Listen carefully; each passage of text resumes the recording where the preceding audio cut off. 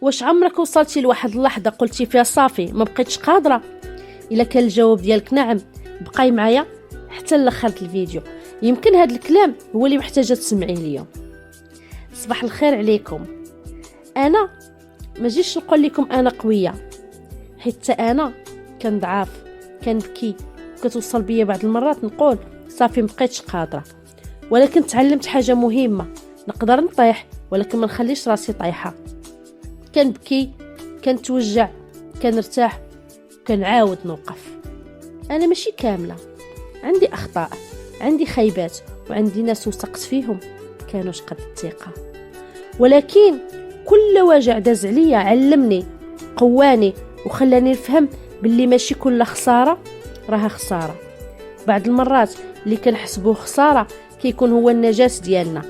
وإلا كنتي دابا كدوزي من نفس الفتره الصعيبه، بغيتك تسمعي مزيان، ما تستعجليش النهايه.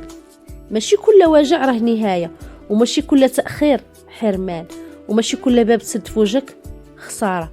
يمكن اليوم ما فاهمه والو، ولكن غادي يجي النهار تشوفي اللور وتفهمي علاش وقع كل شيء، وغادي تقولي الحمد لله انني قدرت ندوز من هذه المرحله، حيت هي اللي صنعت مني الانسانه اللي انا عليها اليوم.